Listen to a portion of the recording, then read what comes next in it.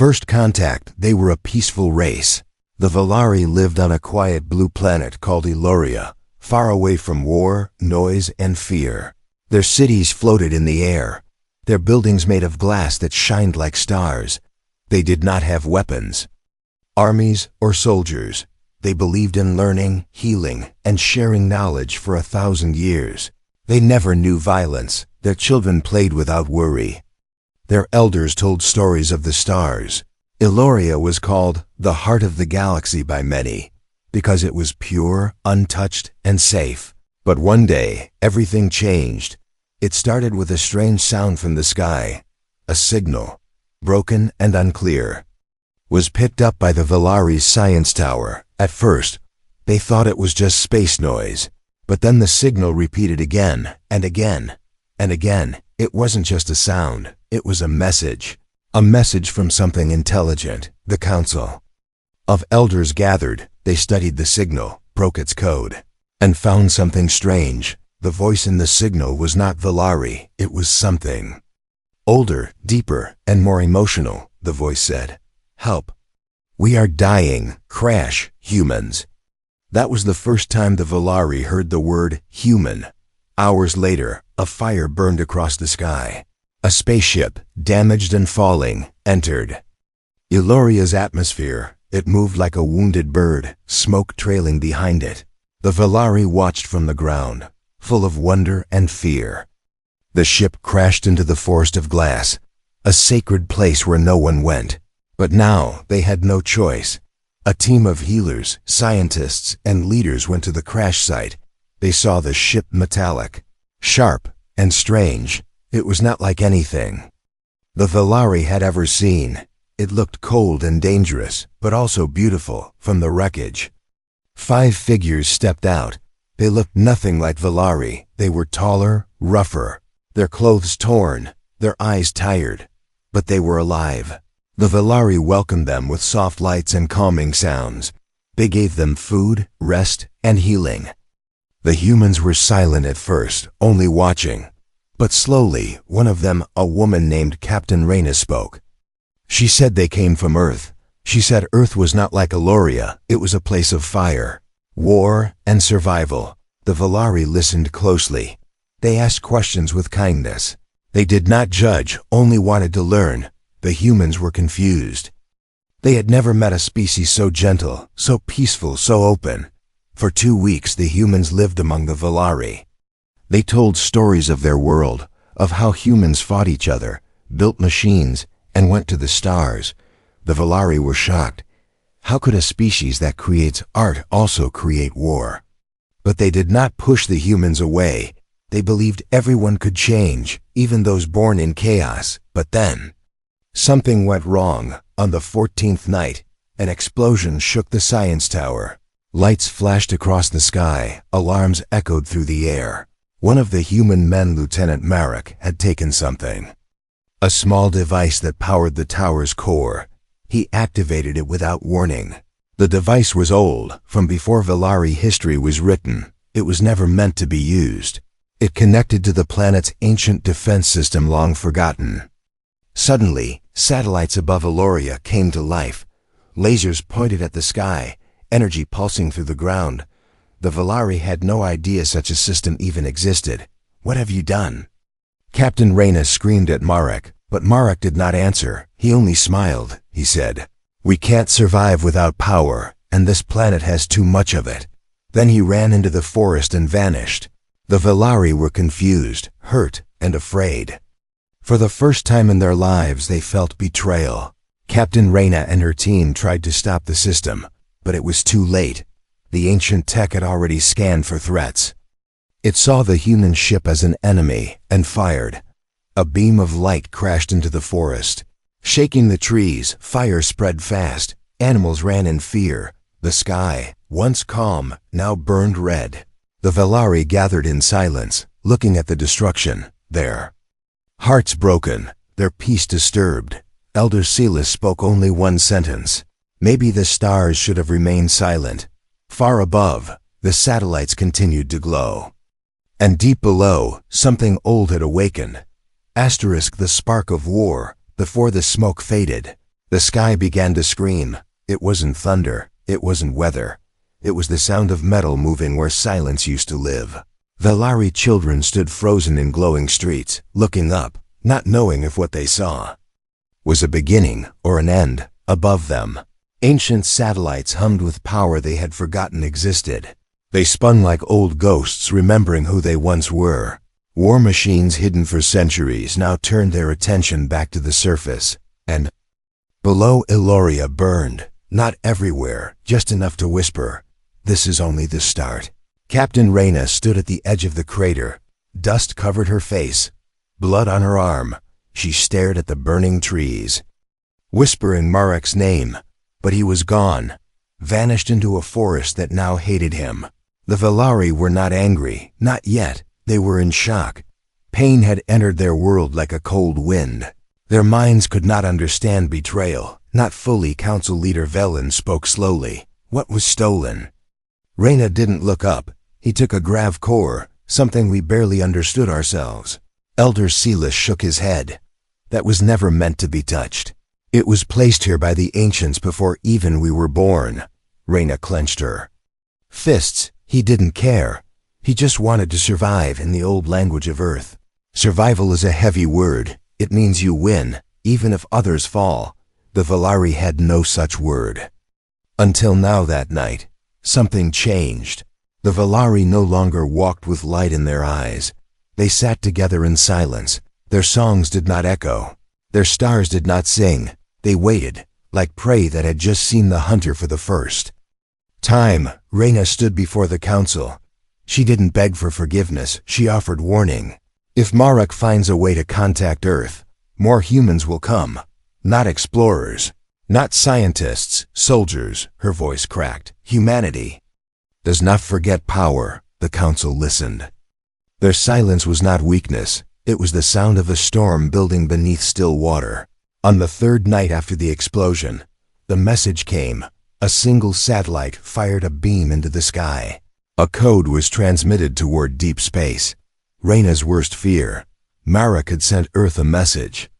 Not for help, but for claim. He had marked Illoria as unclaimed advanced territory, which meant only one thing. Earth would come, and they would come to own, not to understand. Valari engineers began studying the old systems. They pulled ancient tech from deep archives, dust-covered weapons that were once hidden in shame. They were made long ago, said Elder Silas, when we were not yet peaceful. The past had claws, and now it reached forward. The Valari didn't want to fight, but they began to prepare. Reyna trained with them. She showed them how to hold a weapon, how to defend, how to think like a human soldier, and she hated every second of it. They are not like us, she said to herself, but we're making them like us. Among the young Valari, one stood out, a girl named Alari, with silver eyes and silent steps, she learned. Quickly, too quickly, she didn't just copy Reyna's lessons. She improved them. She turned movement into strategy and fear into focus. Reyna watched her and felt uneasy. Something was building in Alari's heart. Not anger, something colder. One night as the moons rose, Alari asked, "Is it true that humans destroyed their own world before coming to the stars?" Reyna didn't answer, because truth often hurts more than lies. Across the planet, pieces of something terrible began to form. Small teams tested weapons in caves. Others mapped defense grids using old blueprints. The Valari were not becoming violent. They were becoming ready. They didn't want to start a war, but they were no longer afraid of having one. And above them, in the black sky, a shadow moved closer, long, cold, and hungry. The first human battleship had arrived at the edge of Illoria's orbit. It carried 400 soldiers, 6 tanks, and one single message. The Training Begins war did not arrive with an explosion. It came with footsteps, quiet, heavy, human. In the cold dawn, the human battleship broke through Illoria's sky, like a black knife slicing through blue silk. No warning, no signal, no diplomacy, only orders, only boots touching the ground. The Valari did not run. They stood at the edges of their cities, glowing robes wrapped around them like starlight. eyes filled with calm and curiosity. But the soldiers did not see beauty. They saw opportunity. They saw a planet soft enough to take, easy to bend, easy to break. Captain Reyna watched from a cliffside with Olari beside her. The moment she feared had come, she could already hear the code words being spoken over the comms. Secure landing zone. Lock down the eastern ridge. Prepare containment. It wasn't war yet, but it was the beginning of one. Reyna turned to Olari. If you want to survive this, you'll have to stop thinking like a Valari. Olari looked back, eyes steady. Then teach me to think like a human. And so the training began, not in secret, not in silence, but in the open, where fear could breathe, where young Valari could feel what it meant to stand, to fall, and to rise again. Reyna built a camp near the western lake, far from the cities, far from the council's disapproval. Only volunteers were allowed, but more came than expected. Old ones, young ones, artists, healers, scholars, all came. With quiet eyes and trembling hands. They didn't want to fight, but they didn't want to die either. The first day, Reyna showed them how to move, how to duck, how to strike, how to breathe under pressure. Most fell, stumbled, or froze, Valari. Muscles were not built for violence, but hearts. Hearts could adapt faster than flesh. Olari rose quickly. She was not the strongest, but she was the sharpest. She listened with her whole body. She memorized every step. She started building tactics before the others finished warm-ups at night. She sat alone, watching stars fall from the sky, wishing they would rise again. Meanwhile, inside the floating cities, the council debated in circles. Some still wanted peace. Others whispered of surrender. Elder Silas remained silent until he received a message. It was from the human flagship, one sentence only: stand down or be replaced. The council fell quiet. Valari had no word for threat. Now they needed one. Back at the training camp, Reyna began teaching weapons. Simple tools at first: staffs, shields, stun blasters. Valari hands trembled as they held them, not because of the weight, but because they knew once held. They could not pretend they never touched violence. Olari was the first to master the new weapon, a plasma blade. She moved like wind through fire, graceful, focused, deadly. Reyna watched her with pride and fear. Where did you learn this so fast? Reyna asked. Olari looked up. You taught us fear, she said. Fear teaches faster than peace. And so, day by day, fear sharpened into purpose. Valari drones began training simulations. Holographic enemy units moved through forests. Young warriors moved in squads. They learned when to strike and when to wait, when to lead and when to let go. But war was not only fought with weapons, it was fought in the mind. And the Valari were masters of mind tech. They started building neural shields, devices that blocked panic, pain, and manipulation. Human tech had never seen anything like it. Reyna watched all of it grow around her. She wondered if she had planted something beautiful or something broken. Then came the test. A small unit of human soldiers marched into the forest near the lake. They weren't here to attack. They were scouting, studying, but they didn't return. 3 hours later, the Valari found their gear, their weapons, their empty armor, no bodies, only one word carved into a tree: ready.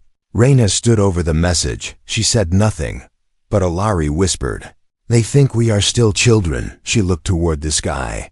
We will teach them who we are. Now, the first battle war didn't knock. It shattered the door. At sunrise, Eloria bled gold across the sky. It was the kind of morning poets once wrote about. But today, the sky wasn't watching beauty. It was watching history break open. The wind moved strangely that day, like it knew something was coming. Something loud, fast, and final. The first shot wasn't fired by a human. And it wasn't fired by a Valari either. It came from above, from the shadows between the stars. A third player had entered the game, the Dravok, an alien race born in metal and raised in war. They had received Marek's stolen message. They saw Eloria as a treasure left unguarded, and treasures were not meant to be shared. their ships cut through space like spears of darkness, falling from the void without warning, without mercy, without words. Explosions tore across the western cliffs. Valari City shook for the first time in 1,000 years. The peaceful towers cried out in light and flame. People ran, not knowing where safety lived anymore. Captain Reyna looked up as the sky cracked open. "This isn't Earth's invasion," she whispered. "This is worse." The Valari didn't have an army, they had a decision. Run and lose everything, or stand and become something new. Alari stood in the middle of the training field. Her armor shimmered with the soft blue of Valari crystal. In one hand, she held a blade made of star metal. In the other, a memory of peace, of childhood, of everything she was about to let go. She looked at the sky and said quietly, "Let them come." Dravik troops landed in the forests near the lake, sharp, robotic, crawling with weapons. They didn't ask questions, they opened fire. But this time, the Valari didn't run. Alari led the first wave, flanked by young warriors and old scholars who had never held a weapon before this week. They moved through the trees like shadows, their suits linked with each other through mind bond technology.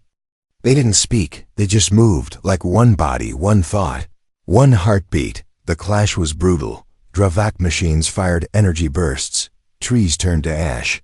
Soil turned to glass. But the Valari struck back. Their plasma blades hummed like quiet thunder. Their neural shields blocked fear like umbrellas in the rain. One by one, the machines fell, not because the Valari were stronger, but because they refused to break. Reyna watched from the high ridge. She had trained soldiers her whole life, but she had never seen anything like this. They weren't fighting to win. They were fighting to protect something no war could ever replace. They were fighting to protect who they used to be. As the battle raged, a Dravak commander sent a message back to his ship. "This is not the race we were told about. They are different now." Back in the city, the council received news of the attack. Elder Silas stood in silence. Around him, screens showed flames, debris, chaos. Still, he whispered, "They were peaceful." But peace is not the same as weakness. The battle lasted one long day and one longer night. The sky never turned black, it stayed red, like it couldn't stop bleeding. By morning, the Valari had held the line. The Dravak had fallen back, not defeated, but surprised. In the silence after the battle, Alari sat by the lake. Her armor cracked, her blade dim. Beside her was a fallen Dravak unit. She didn't celebrate. She didn't cheer. She only whispered, "Was this what it felt like the first time humans fought?" Reyna joined her, sat beside her without words. After a moment she said, "You didn't lose yourself." Alari looked at her with tired eyes. "No," she said, "but I lost something else, and far above." Eloria, another signal blinked, one sent straight to Earth. It read, "Valari are no longer peaceful. They are becoming dangerous." Earth strikes backspace made no sound, but Earth arrived with silence that felt like thunder. The stars above Eloria shifted, not because they moved, but because something darker passed in front of them, something built by hands that never cared about beauty. The SS Vengeance entered orbit, a ship longer than 10 cities, painted black, armored like a blade. It wasn't here to talk, it was here to take. The crew inside didn't speak about peace. They spoke about control, about resources, about correcting mistakes. General Cade stood at the command bridge, his eyes cold, his voice colder. "These aliens were a peaceful species," he said, "until we gave them teeth. Now we break them before they learn to bite." Eloria's sky dimmed again. Shadows of Earth's ships moved across the clouds, like vultures circling something still breathing. Down on the ground, the Valari saw them, and they remembered, not the stars, not the trees, but the fire. The council called an emergency meeting. Elder Silas stood beside Alari and Reyna. "This isn't war anymore," he said. "This is invasion." Reyna nodded. "They're not here because of the Dravak. They're here because they're afraid. Afraid of what you've become." Valari defense towers built in secret, powered by ancient cores, rose above the forests, glowing with energy that hadn't been seen in generations.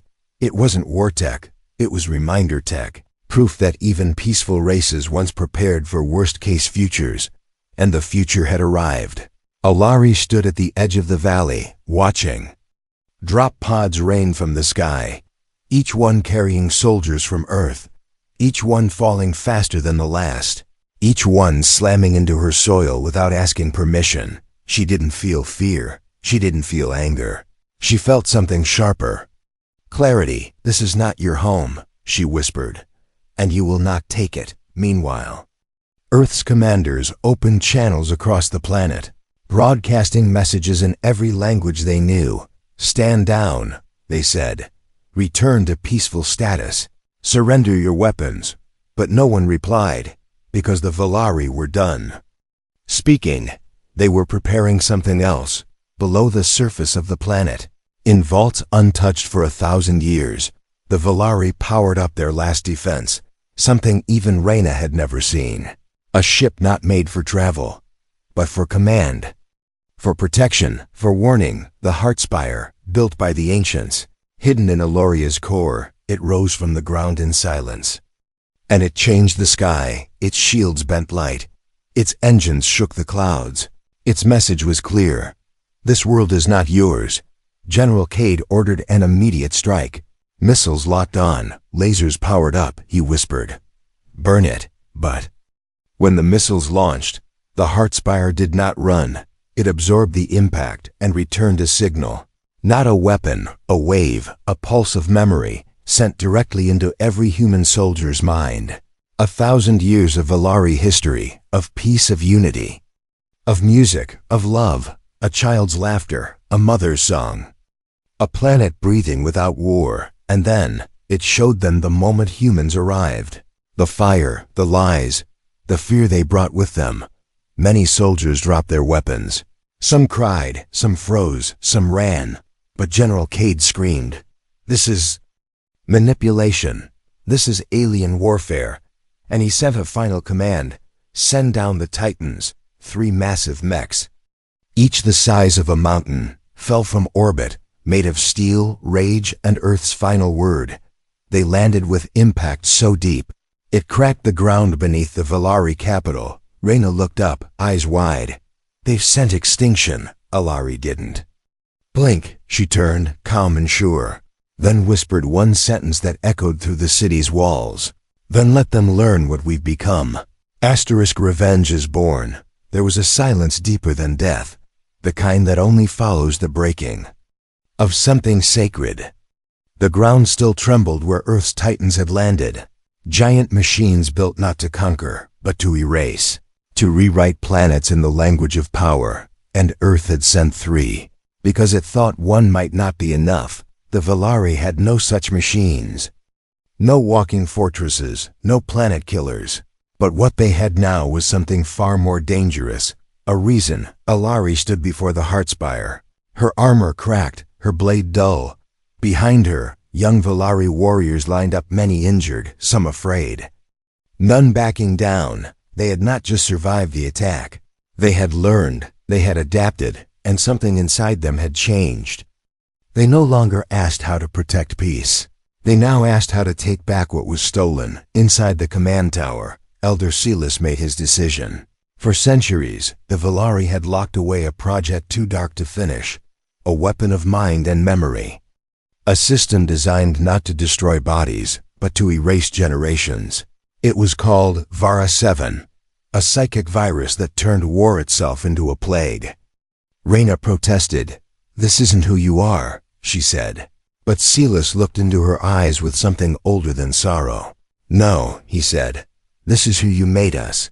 Far above them, the SS Vengeance prepared its final assault. General Cade had no more patience, no more warnings, no more lies. All life signs in Zone Red. He said, "Level it." Missiles locked in, targeting cities, forests, oceans. Earth was not trying to fight. Earth was trying to end the story before it could change. But this time, the Valari struck first. Alari led the charge, not with rage, but with focus. She and her team used a new type of weapon, hybrid blades forged from stolen earth metal and Valari crystal. They moved with perfect sync, enhanced by neural link. They didn't shout, they didn't scream. They simply cut through the Titans like light through glass. The first Titan fell with a sound like mountains crying, its armor split, its hardcore disabled. Not by power, but by precision. The second Titan tried to adapt, but the Valari had already learned its patterns. Alari leapt onto its back, inserted a spike of raw memory into its control port. It shut down instantly, crushed by the weight of 1,000 years of Valari peace. The third Titan hesitated, as if it could feel fear, but General Cade overrode its systems from orbit, forced it to attack, forced it to die. Because Earth had forgotten something the Valari now remembered, the price of awakening a peaceful race back. In the Heartspire, Vara 7 was ready, a virus of memory stored in crystal code. Reyna stood by the activation panel, her hand shaking. "This will affect everyone," she whispered. "Even humans who never fired a shot." Alari stood across from her, her face unreadable. And what about the ones who watched? The choice stood between them: burn Earth's mind clean, or find another way. But time was gone. General Cade had launched orbital warheads. They had 4 minutes. Reyna turned to Alari. "This is your world," she said. "Your call." And for the first time, Alari smiled, not because she felt joy, but because the silence in her soul had made room for clarity. "We won't erase them," she said, "but we will show them everything." She reached out and activated a new protocol. Not Vara 7, but Vara Light. It sent one pure signal across the stars, a memory wave showing the entire galaxy what had happened on Eloria, who attacked, who bled, who broke peace, and who still chose to stand.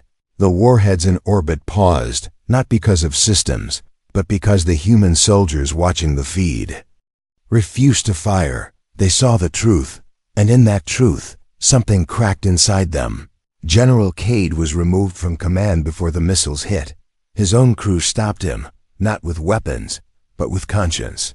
Down on Eloria, the Valari stood under a new sky, one that had almost ended, but didn't. Alari looked up, her voice soft. "Revenge is easy," she said, "but memory lasts longer."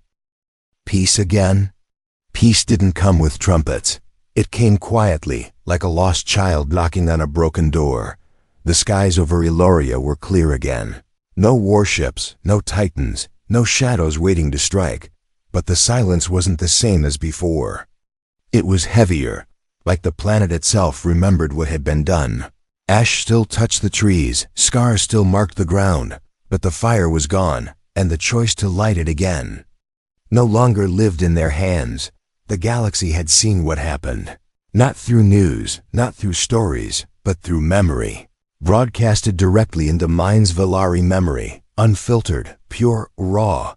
The kind of truth no government could edit, no empire could explain away. Across distant stars, millions paused. Some cried, some doubted, some finally understood, and Earth, the great power among the stars, had no answer, only silence. In the heart of Eloria, the Heartspire dimmed, its final wave complete, its purpose fulfilled. Not as a weapon, but as a witness, Alari walked the ruins of the training field, once filled with movement and shouts. Now still, only the wind moved there now, like it too had finally exhaled. She saw a child standing among the rubble, human, small, no older than 10. Lost during the chaos, forgotten by both sides. The child looked up at her, eyes wide, voice shaking. "Are you going to hurt me?"